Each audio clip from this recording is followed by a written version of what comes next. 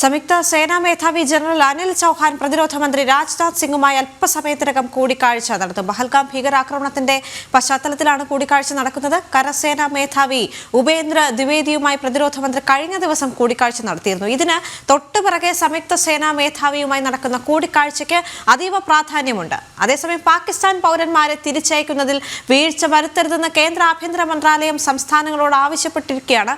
പാകിസ്ഥാൻ പൗരന്മാർക്ക് രാജ്യം വിടാൻ അനുവദിച്ച സമയം ഇന്ന് രാത്രി അവസാനിക്കുന്നു എന്നൊരു പ്രത്യേകത കൂടിയുണ്ട്. ജിഷ്ണു കൃഷ്ണൻ ചേരുന്നു വിവരങ്ങളുമായി. ജിഷ്ണു, ഇന്ന് വളരെ പ്രധാനപ്പെട്ട ഒരു ചർച്ചയാണ് നടക്കാൻ പോകുന്നത്, അല്ലെങ്കിൽ ഒരു കൂടിക്കാഴ്ചയാണ് നടക്കാൻ പോകുന്നത്. സംയുക്ത സേനാ മേധാവി ജനറൽ അനിൽ ചൗഹാനുമായി പ്രതിരോധ മന്ത്രി രാജ്നാഥ് സിംഗ് അല്പസമയത്തിനകം തന്നെ കൂടിക്കാഴ്ച നടത്തുമെന്നാണ് അറിയാൻ സാധിക്കുന്നത്. എപ്പോഴായിരിക്കും കൂടിക്കാഴ്ച ആരംഭിക്കുക? എന്തൊക്കെ വളരെ പ്രധാനപ്പെട്ട കാര്യങ്ങളായിരിക്കും ഇന്ന് ചർച്ചയാകുക?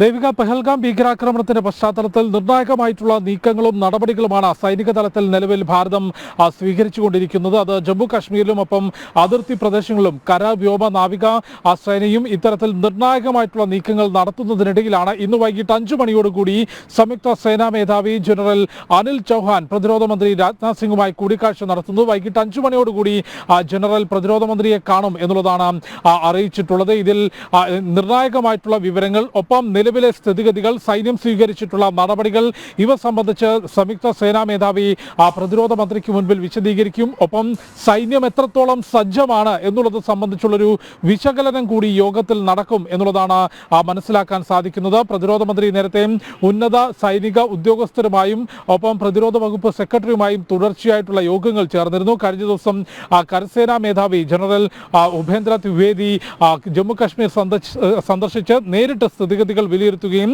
റിപ്പോർട്ട് പ്രതിരോധ മന്ത്രിക്കും കേന്ദ്ര സർക്കാരിനും കൈമാറുകയും ചെയ്തിരുന്നു. അതിർത്തി മേഖലയിൽ, പ്രത്യേകിച്ച് ജമ്മു കാശ്മീരിൽ നിയന്ത്രണ രേഖയിൽ സൈന്യം യുദ്ധസമാനമായ സാഹചര്യവും യുദ്ധസമാനമായ തയ്യാറെടുപ്പുകളുമാണ് നിലവിൽ നടത്തിയിട്ടുള്ളത്. അതുകൊണ്ട് തന്നെ നിലവിൽ നടത്തിയിട്ടുള്ള തയ്യാറെടുപ്പുകൾ, സൈന്യം എത്രത്തോളം സജ്ജമാണ്, അടുത്ത നടപടികൾ എന്തെല്ലാമാണ് എന്നത് സംബന്ധിച്ചൊരു വിശദമായിട്ടുള്ള ചർച്ചയും വിശകലനവുമായിരിക്കും സംയുക്ത സേനാ മേധാവിയും ഒപ്പം പ്രതിരോധ മന്ത്രിയും തമ്മിലുള്ള കൂടിക്കാഴ്ചയിൽ ഉണ്ടാവുക എന്നാണ് മനസ്സിലാക്കുന്നത്. നിലവിൽ ഭാരതത്തെ സംബന്ധിച്ച് പഹൽഗാം ഭീകരാക്രമണത്തിന് ചോരയ്ക്ക് ചോര എന്ന രീതിയിൽ തന്നെ കൃത്യമായ മറുപടി നൽകും എന്നുള്ളത് പ്രതിരോധ മന്ത്രി രാജ്നാഥ് സിംഗും ആഭ്യന്തരമന്ത്രി അമിത്ഷായും പ്രധാനമന്ത്രി നരേന്ദ്രമോദിയും ഉൾപ്പെടെയുള്ളവർ ചൂണ്ടിക്കാട്ടിയിട്ടുണ്ട്. അത് മുൻപ് നിലവിലെ ഭരണകൂടം തെളിയിച്ചതുമാണ്. ഉറിയും പുൽവാമയും ഉൾപ്പെടെയുള്ള രാജ്യത്തെ സുരക്ഷാ ഉദ്യോഗസ്ഥരുടെയും സാധാരണക്കാരുടെയും ജീവനെടുത്തുകൊണ്ടുള്ള ഭീകരാക്രമണങ്ങൾക്ക് ഏത് രീതിയിൽ നിലവിലെ ഭരണകൂടം മറുപടി നൽകും എന്നുള്ളത് മുൻപ് തെളിയിച്ചിട്ടുള്ളതാണ്. അതുകൊണ്ട് അതിനുള്ള തയ്യാറെടുപ്പുകൾ, സത്യം പറഞ്ഞാൽ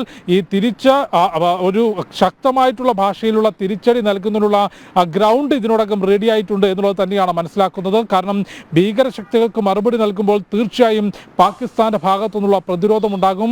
ആ പ്രതിരോധത്തിന്റെ അളവ് പൂർണ്ണമായും കുറയ്ക്കുന്നതിന്, ഒപ്പം പാകിസ്ഥാനും ഭീകരശക്തികൾക്കും ലഭിക്കുന്ന പിന്തുണയും അവർക്ക് ലഭ്യമാകുന്ന സഹായവും ഒഴിവാക്കുന്നതിനുള്ള നടപടികൾ അതിർത്തി മേഖലയിൽ യാതൊരു തരത്തിലും തിരിച്ചടി ഭാരതത്തിനുണ്ടാകാൻ പാകിസ്ഥാന് വലിയൊരു തിരിച്ചടിയായിരിക്കുന്നു സിന്ധു നദീ ജല കരാർ റദ്ദാക്കിയതിനെ തുടർന്ന് ഉണ്ടായിരിക്കുന്നത്.